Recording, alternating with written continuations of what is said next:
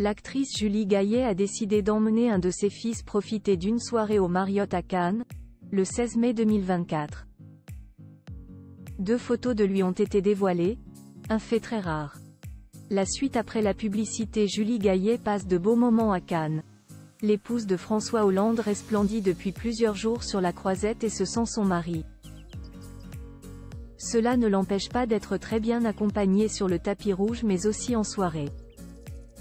En effet, un de ses fils est à ses côtés, l'occasion de voir à quoi il ressemble car Julie Gaillet ne se montre jamais avec ses enfants.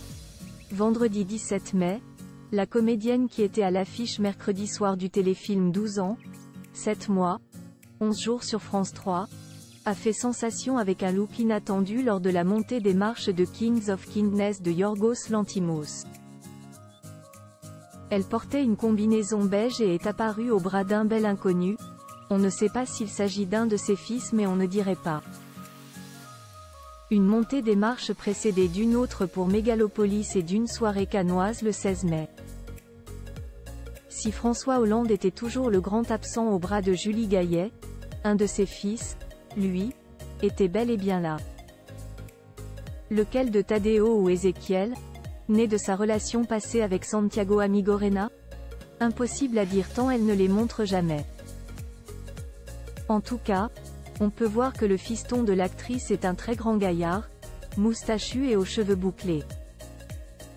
L'une des rares photos qui existent des enfants de la star avait été dévoilée sur Instagram pour l'anniversaire de Tadeo qui célébrait son 20e anniversaire en 2019.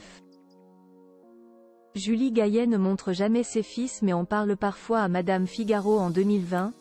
Elle avait déclaré au sujet de ses enfants: l'aîné fait l'école informatique 42, de Xavier Niel, et le second s'oriente vers l'animation et le jeu vidéo.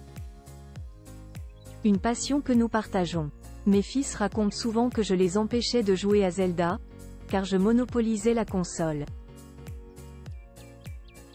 J'ai d'ailleurs arrêté car, comme pour les séries télé, je deviens vite accro. Les voir prendre leur indépendance et devenir des hommes est source de joie.